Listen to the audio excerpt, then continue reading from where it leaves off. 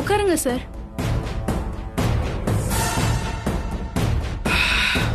நான் போய் ஐயாவை கூட்டிட்டு வந்துடுறேன் சார்.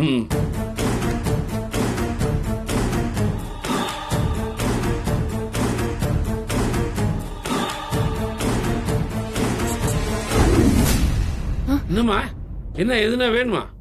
இல்லப்பா, சும்மா அப்படியே சுத்தி பார்க்கலான்னு. பாரு, நல்லா பாரு.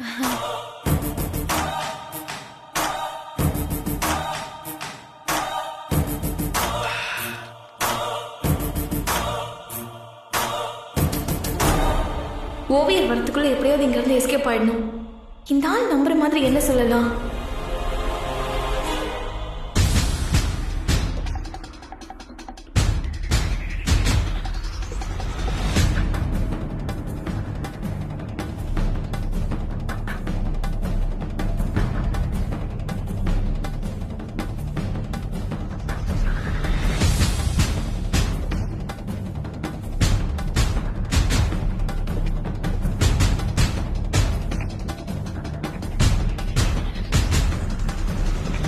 அப்பா, ஓவியர் தான் கூப்பிடுறாரு.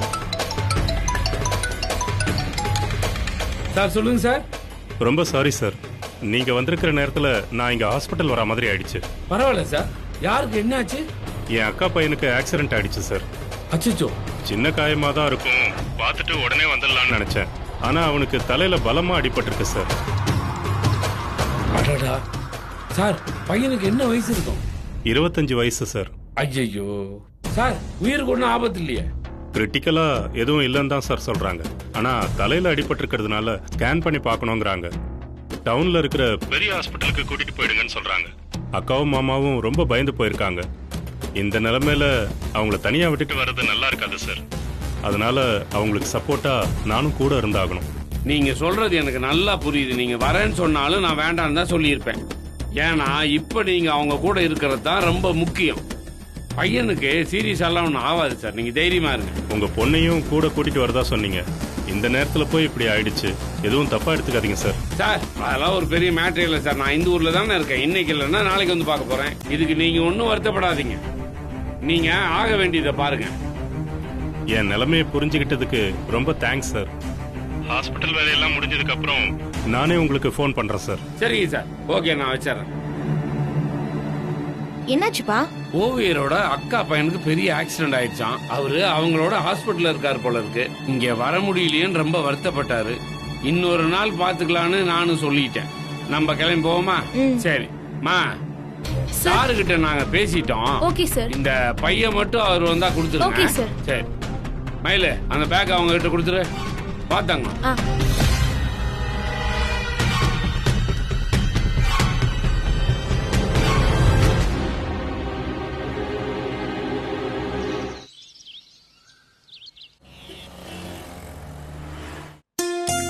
போதுக்கா, நல்லா சாப்பிடுறா. போதும் போதும். இந்த பொரியல் காசி, மாமா, என்னடா திடீர்னு வந்திருக்கேன்னு கேட்டப்போ நேத்து எதோ சொல்லி மழுப்பிட்ட. ஆனா இப்ப எனக்கு தெரிஞ்சு போச்சு என்ன காரணம்.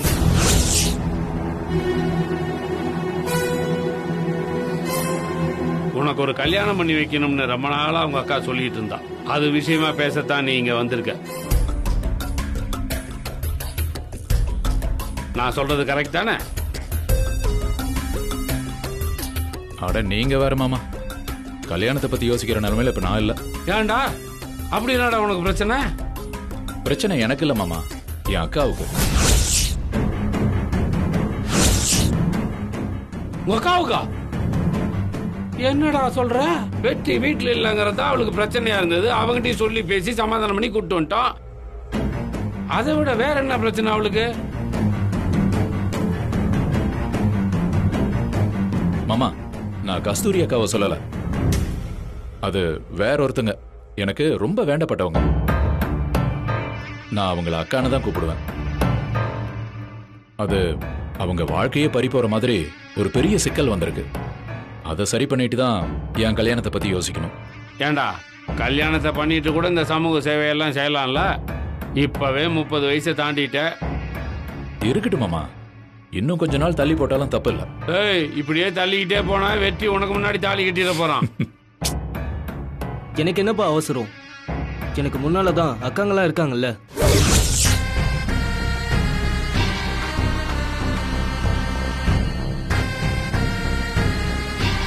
வெற்றி, நீ என்ன சொல்றன்னு எனக்கு புரியலடா. அக்காங்கன்னு யார சொல்ற? அன்னைக்கு மகான்னு ஒரு அக்கா வீட்டுக்கு வந்துட்டு போனதா அம்மா சொன்னாங்கல்ல.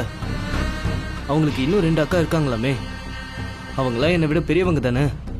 ஸோ அக்காங்களுக்கு முடிக்காம என் கல்யாணத்தை பத்தி எப்படிப்பா யோசிக்க முடியும்?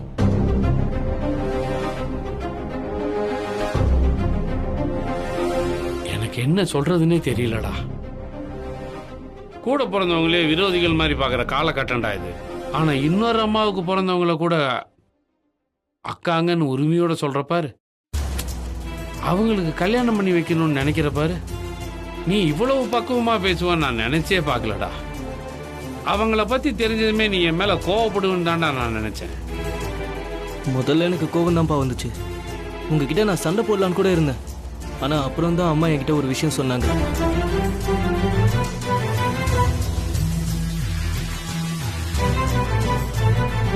நீ கோவப்பட்டு சண்டை போட்டா இருக்கிற உறவும் இல்லாம போயிடும்னு. நாம அமைதியா ஏத்துக்கிட்டா புதுசா 4 உறவு கிடைக்கும். எது நல்லதுன்னு நீயே யோசிச்சு பாருன்னு அம்மா சொன்னாங்க. பிராக்டிக்கலா யோசிச்சு பாக்குறப்போ எனக்கு இதுதான் சரின்னு தோணுச்சுப்பா.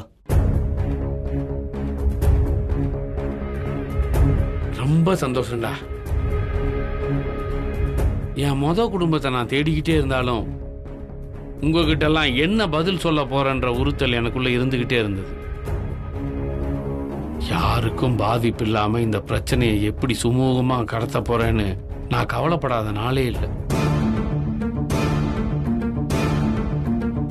அந்த கவலைக்கும் குழப்பத்துக்கும் நீயும் கஸ்தூரியும் இப்போ எந்த விதமான பிரச்சனையும் இல்லாம பண்ணிட்டீங்க.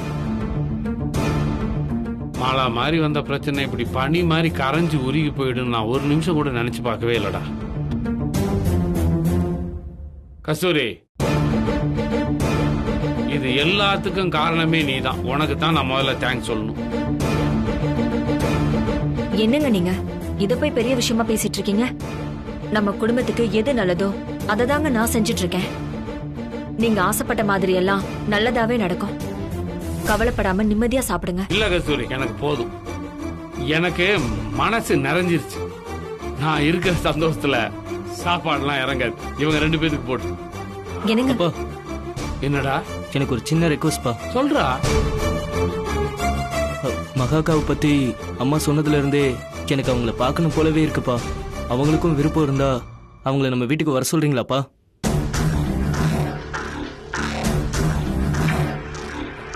கண்டிப்பாடா. அவளும் உன்ன மாதிரி தான்டா எல்லா உறவுகளும் வேணும்னு நினைக்கிறவ. நீ பார்க்கணும்னு ஆசைப்பட்டத சொன்னா அவ ரொம்ப சந்தோஷப்படுவா. நான் இப்பவே அவகிட்ட பேசிடுறேன்.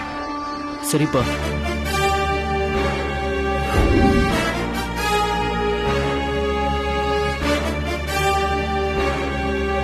மாப்பிள, சிறப்பான நடிப்புடா. தேங்க்ஸ் மாமா. சாப்பிடு.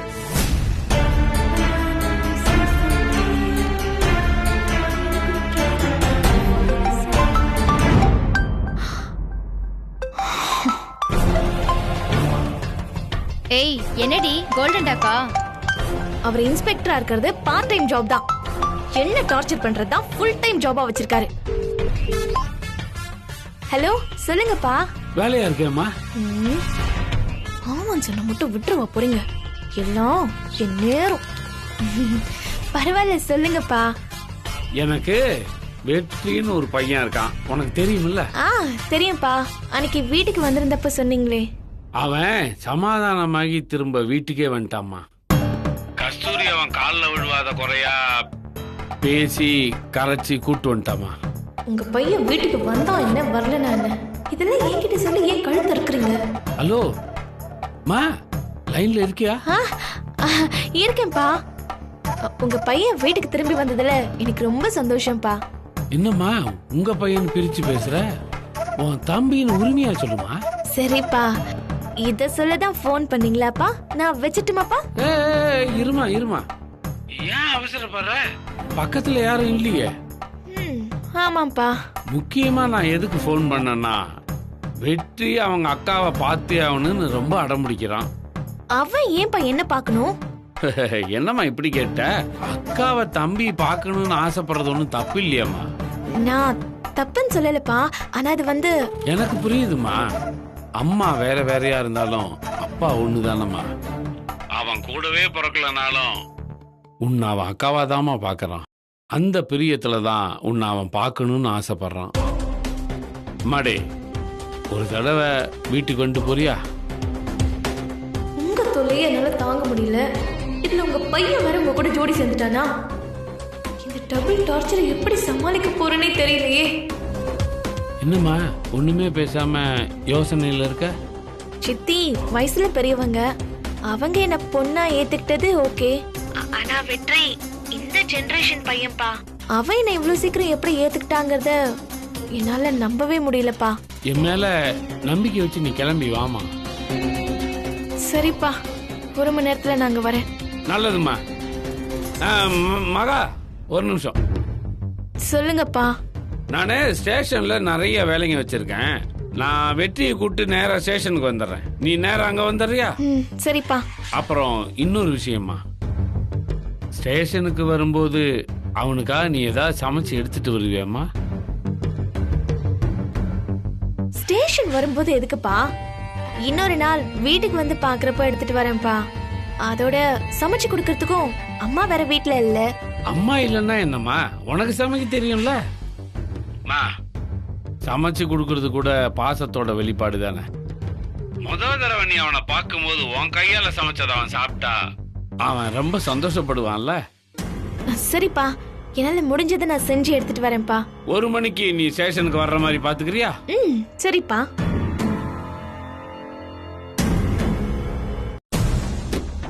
உன் இன்ஸ்டன்ட் அப்பா என்னடி சொல்றாரு? சாகடிக்கிறாருக்கா. என்னால முடியல. எனக்கு வர கோவத்துக்கு எதையாவது போட்டு ஏய் காஸ்ட்லி போன்ரி. அந்த ஆள் மேல இருக்க கோவத்துல போனை போட்டு உடைச்சிடாத. இதுக்கு மேல என்னால தாங்க முடியாதுக்கா. அப்பாங்கிற பேர்ல அந்த ஆள் ஓவர் அட்வான்டேஜ் எடுத்துக்கிறாரு. எல்லாத்துக்கும் ஒரு லிமிட் இருக்கு. நான் நேரா போய் அவர்கிட்ட நான் உங்க பொண்ணு இல்லைன்னு சொல்லிட்டு போறேன். என்னாச்சுடி? அவர் என்ன சொன்னாரு நீ இவ்ளோ டென்ஷனா பேசுற? என்ன பத்தி அவர் என்ன நினைச்சிட்டு இருக்காருன்னே தெரியலக்கா. புதுசா காரோ வீடோ வாங்கினா எல்லாரையும் கூட்டிட்டு போய் காட்டுவாங்கல்ல, அந்த மாதிரி என்னையும் ஒவ்வொரு ஆளுக்கும் கூட்டிட்டு போய் காட்டிட்டு இருக்காருக்கா. முதல்ல அவரு 2வது பொண்டாட்டியை பார்க்க கூட்டிட்டு போனாரு. இப்போ அவரு பையன் என்ன பாக்கணுமா ஸ்டேஷனுக்கு கிளம்பி வாங்குறாரு.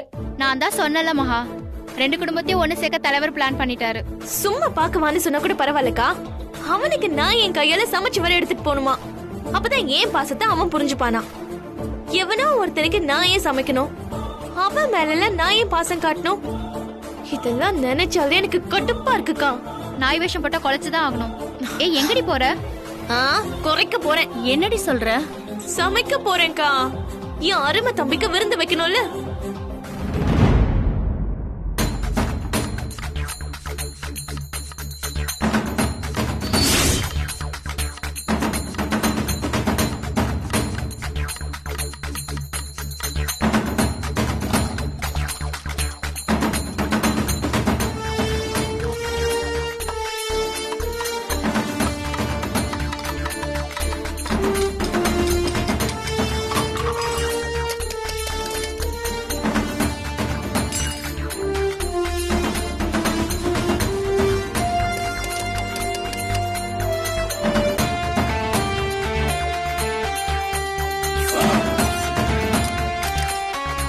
ஏய் மகா, என்னடி பண்ண போற? மிளகாத்தூளை கொட்ட போறேன். மொத்தமா கொட்டிட்டா சாப்பிடுறவங்க வயிறு எரிஞ்சு செத்து போயிடுவாங்கடி. மிளகாத்தூள் மஞ்சத்தூள்லாம் செய்யற ஐட்டத்தை பொறுத்து அளவாதான் போடணும். அப்போ குழம்புக்கு எவ்வளவு போடுறது? நீ தூக்கி போட்டியே 1 ஸ்பூன், அதுல 2 ஸ்பூன் போட்டா போதும். இந்த கரண்டில போட்டா என்ன ஆகும்? நாக்கு வெந்துரும்டி. நல்லா வேகட்டும். என் கையால சமைச்சு கொண்டு வர சொன்னவரு அத சாப்பிடுறவன் 2 பேருக்குமே நாக்கு வெந்து வயிறு புடுங்கிட்டு போட்டும். ஏண்டி இந்த கொலவரி? நீ சுடு தண்ணி வைக்க கூட கிச்சன் பக்கமே வந்ததில்ல. அப்புறம் எந்த தைரியத்துல சமைக்க வந்த? நெட்ல தேடி பார்த்தா 1000 பேர் 1000 செய்முறையை சொல்லுவாங்கக்கா. அதையும் இதையும் கலந்தடிச்சு ஏதாவது ஒண்ணு சமைக்க வேண்டியதான்.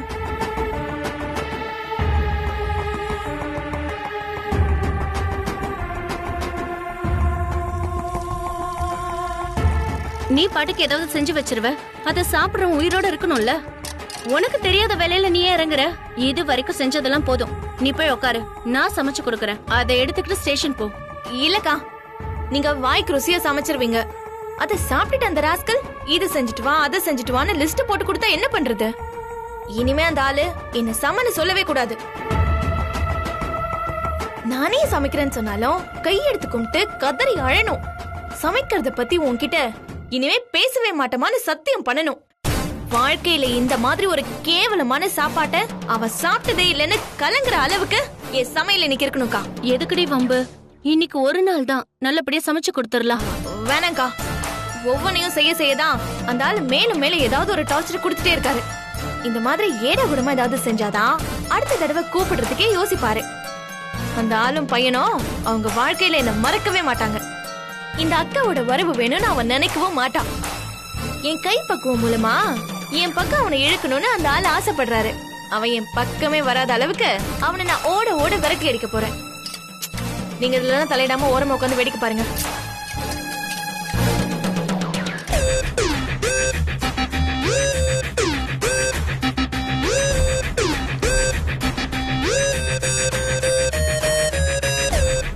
என்னடி பண்ணிட்டு இருக்கா இவ? ஏதோ பண்ணிட்டு போட்டோம், விடு. ஆனா ஒன்னடி, இத சாப்பிடுற உசுரோட இருந்தா அதுதான் 8வது அதிசயம்.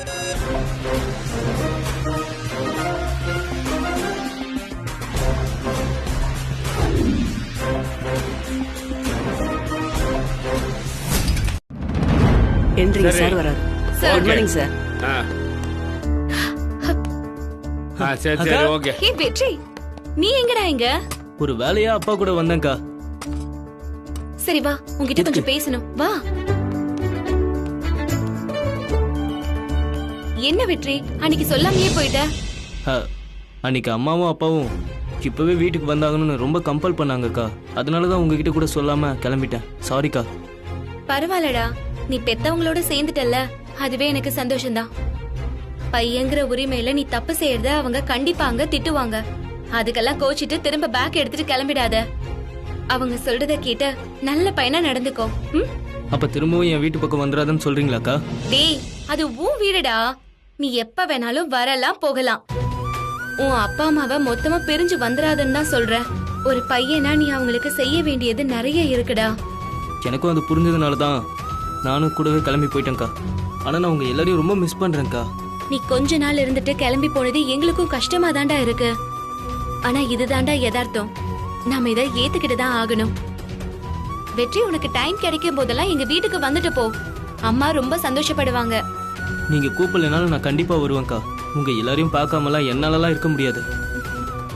அது சரி. அம்மா, இப்ப இங்க என்ன வேலையா வந்த? அப்பா வாழ்க்கையில என்ன நடக்குதுன்னு உங்களுக்கு தான் நல்லாவே தெரியுமேக்கா. அவரோட கடைசி பொண்ணு கிடைச்சிட்டாங்களாம். நான் அவங்கள பார்க்கணும்னு சொன்னேன். அதான் அப்பா அவங்கள இங்க வர சொல்லியிருக்காரு. வெற்றி, அது சாரோட பொண்ணே கிடையாது. அவ ஒரு ஃப்ராடு, கிரிமினல், 1 நம்பர் அக்யூஸ்டா. தான் மேல எந்த கேஸும் விழுந்துட கூடாதுன்றதுக்காக சாரோட பொண்ணா நடிச்சு ஏமாத்திட்டு இருக்கா. இது நீங்க அப்பா கிட்ட சொல்லலையாக்கா? பல தடவை சொல்லி பாத்துட்டேன்டா. 2 கேஸ்ல நானே அவளை பிடிச்சு கொடுத்திருக்கேன். ஆனா ஏன் மேல இருக்க கோவத்துல நான் எது சொன்னாலும் சார் நம்பவே மாட்டேங்கிறாரு. அவதான் தான் பொண்ணுன்னு கண்மூடித்தனமா நம்பிக்கிட்டு இருக்காரு. அவளும் அதுக்கு ஏத்த மாதிரி நல்லாவே நடிச்சு தள்ளுறா.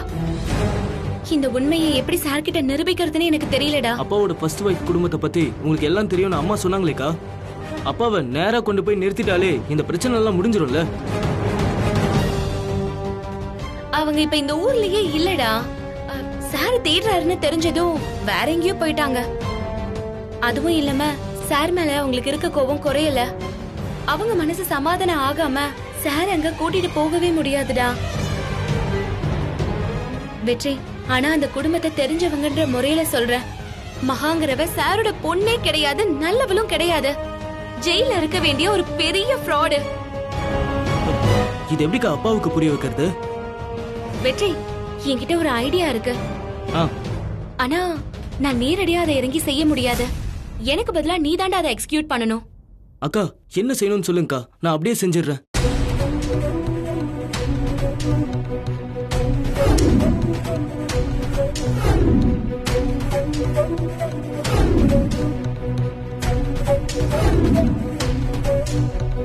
இததான் பண்ணணும். சூப்பர் ஐடியாக்கா. இன்னைக்கு நாம 2 பேருமே சேர்ந்து அவளோட வேஷத்தை கலைச்சிருவோம். ஆல் தி பெஸ்ட் வெற்றி.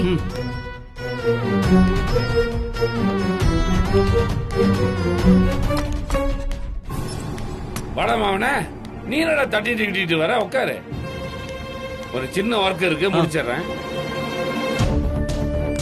ஆஹா, மாமா தெய்வ மகளே. வணக்கம் சார். வணக்கம். அப்பா உனக்காக ரொம்ப நேரம் வெயிட்டிங்மா. போடா செல்லம். சரி சார். நீ எதுக்கு? அப்பா வாமா வாமா வா, உட்காரு. உனக்காக தான் காத்திருந்தேன், உட்காரு. சாரிப்பா, சமைச்சு எடுத்து வர கொஞ்சம் லேட் ஆயிடுச்சு. உங்களுக்கு ரொம்ப பசிக்குதாப்பா? பசி எல்லாம் ஒரு மேட்டரே கிடையாது. நம்ம எல்லாம் ஒண்ணு மண்ணா சந்திக்கிறோம்ல, அதான் ரொம்ப இம்பார்ட்டன்ட். என்ன நின்னுகிட்டே இருக்க, உட்காரு.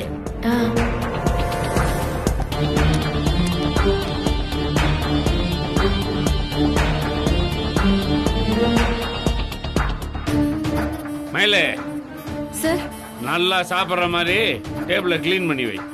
Okay sir.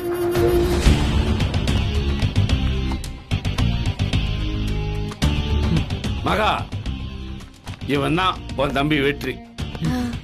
வெற்றி, நீ அக்காவை பார்க்கணும் ரொம்ப ஆசைப்பட்டல, அது இதுதான் மகா. ஹைக்கா. ஹாய் வெற்றி.